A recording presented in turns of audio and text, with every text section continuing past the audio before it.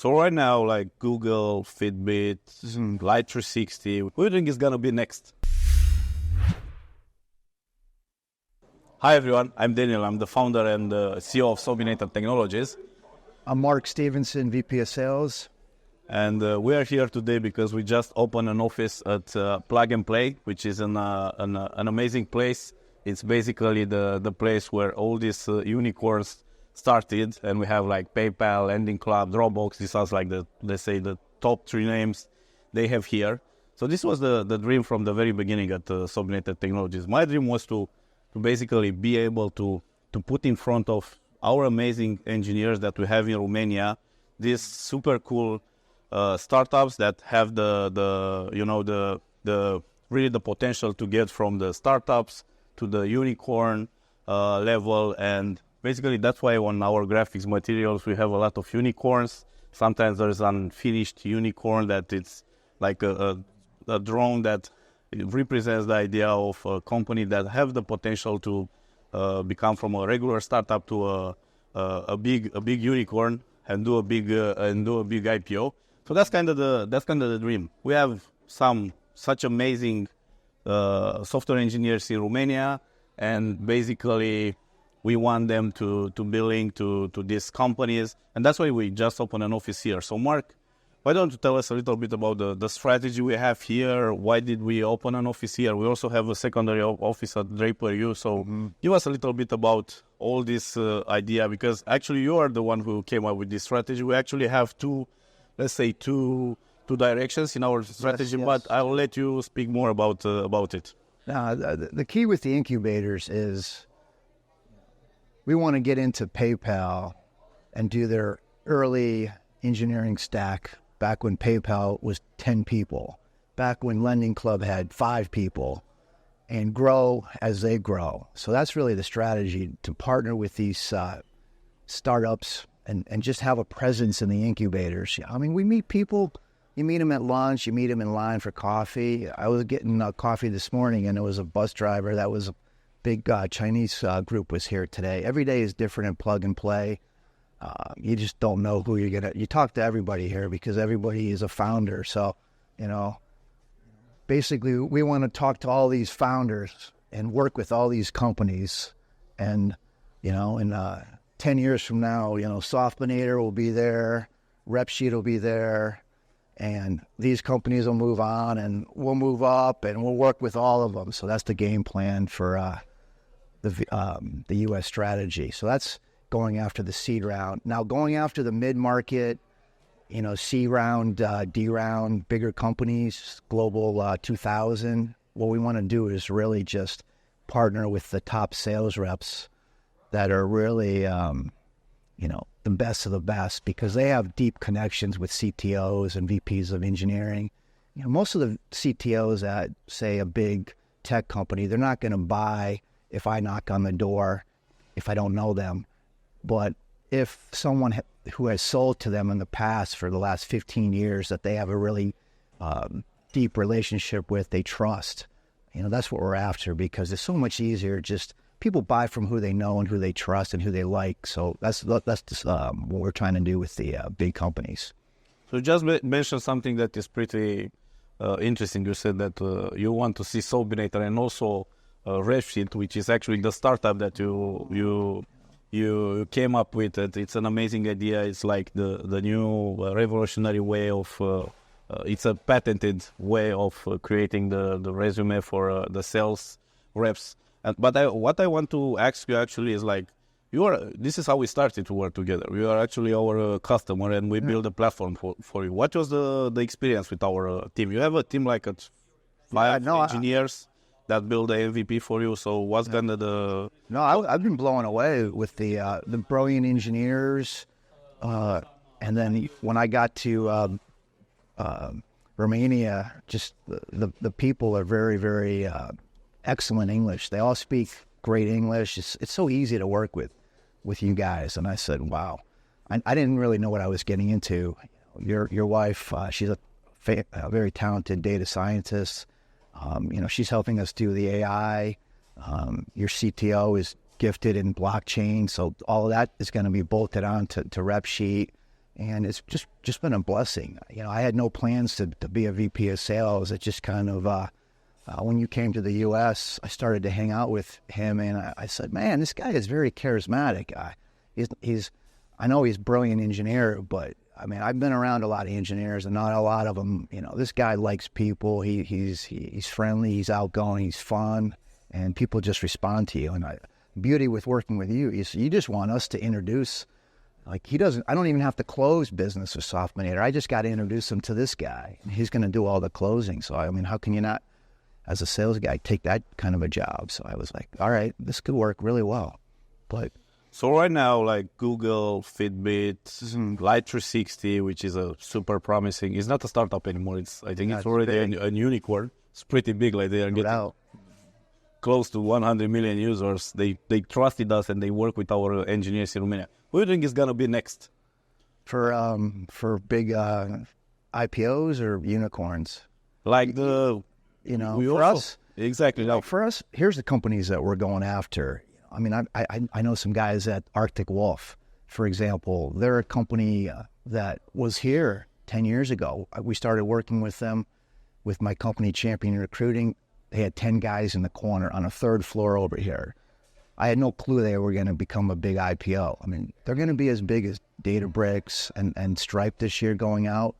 Arctic Wolf, in fact, this is Arctic Wolf right here. They're going to be here, but... we want to go after Pure Storage. We want to go after ServiceNow. All the big companies that, the way I see it is the ones that just have gone public, they need to go from showing a lot of growth to profitability. And in order, once you become public and you have to report to Wall Street, you have to show a lot of profitability. And part of showing a great P&L is cutting down on the expense side. So, you guys are well positioned because, in my opinion, it's brilliant. The same brilliant engineers you can get at Google or Meta, any Uber, any of the big shops, right? But it's a deeply discount. I mean, it's great because the price point, I think, 50% or so versus Silicon Valley, and I mean, there's we take the benefit of not having such a big living cost in no doubt in Bucharest. So that's the big advantage for the companies. Instead of, and that's actually the dream, instead of having our best engineers moving from Romania to Silicon Valley to get this opportunity to work with Silicon Valley companies, they just can stay at in their hometowns and work through us with Silicon Valley companies. Yeah, we want to go after, companies that are cool, where the engineers are going to really want to work and build out, the next gen, whatever, some cool product or some AI or blockchain, something that's exciting.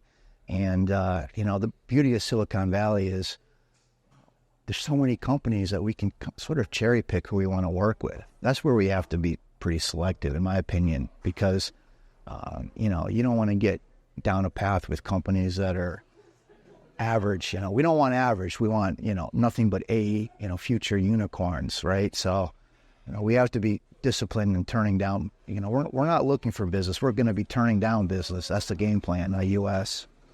So who do you think you like that? We're turning down business. Which company do you think is going to do a big IPO this year? Like we had last week Reddit. Yeah. It's pretty interesting. Big pop, no doubt. And the biggest one I think by far is going to be Databricks, just because in Silicon Valley, Snowflake is one of the big ones.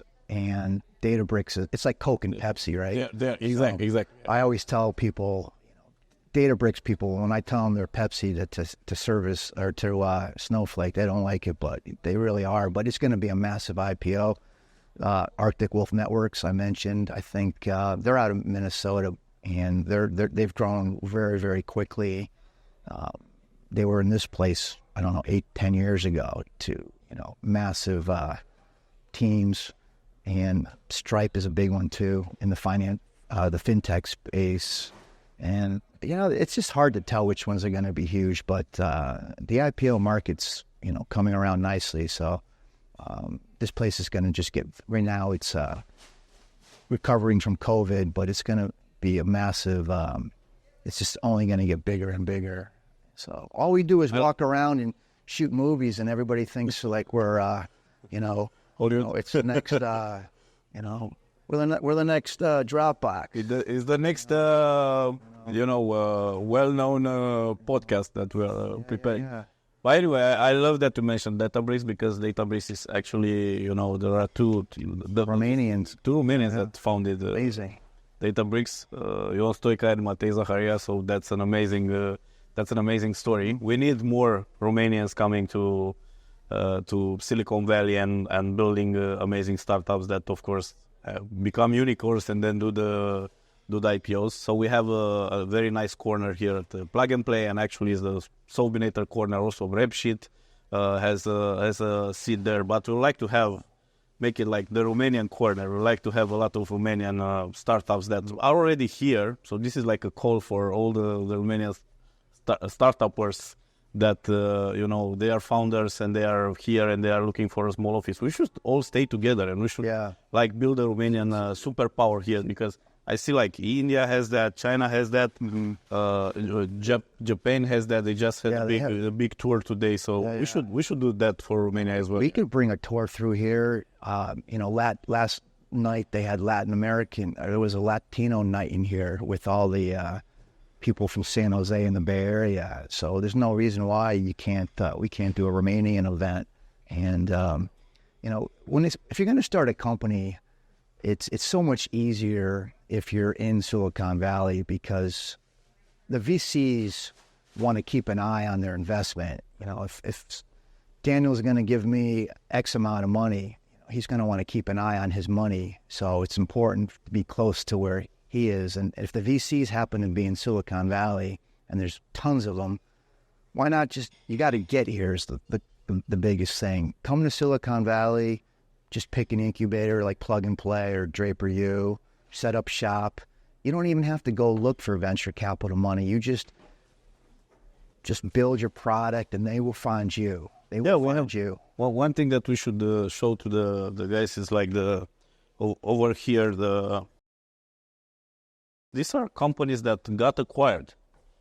So that's what... See Life 360 there? Acquired by Life 360. Chorus, the bottom, acquired by Pinterest. See it? Exactly, yeah. See, Cross acquired by Life 360. You have a lot of... there are a lot of exits here that... Yeah. That this is something that basically the Romanian company should dream to do, and they should come here. They should set up the office here, and they have big. For example, this Softkinetic was acquired by Sony, for example, or we have iFluence acquired by Google, and we have API.ai acquired by Google, and that's why all these big companies. Sorry to interrupt. Yeah, we have KPO, for example, acquired by Twilio, so it's a lot of cool exits here, and with the those are autographs too. When you get acquired, you get to put your autograph up there, and that's why all these big companies. And people are like, well, why is Sony in an incubator? Why is NEC in an incubator? Why are all these big companies in an incubator? It's because they're looking for the next startup that they want to buy. Quite frankly, the best way to buy a company is to watch them every day. Exactly, right? and I think the amazing thing is that basically Plug and Play gives to the startups this opportunity to get in strong connection with the corporate partners that they have here. So all these pictures here are actually corporate partners, and you can see all the acquisitions up here, like IPO, acquired by. That's it. The history of this place is just amazing. Over the last, 20, 30 years in here, the companies that have come through here, the people that have walked across here are probably I bet you Elon Musk has been in this place. I bet you Steve Jobs, when he was younger, he's probably in this place. Speaking about Elon Musk, we have our second office at Draper U, and the car, Tesla. the half Tesla there. And, that's cool. Yeah, no doubt. Thank you so much for watching. We'll be back with other videos. This is our start here. We're very excited to be here at Plug and Play, sorry. Yes. This is the place. This is the right thing to... This is the place to be.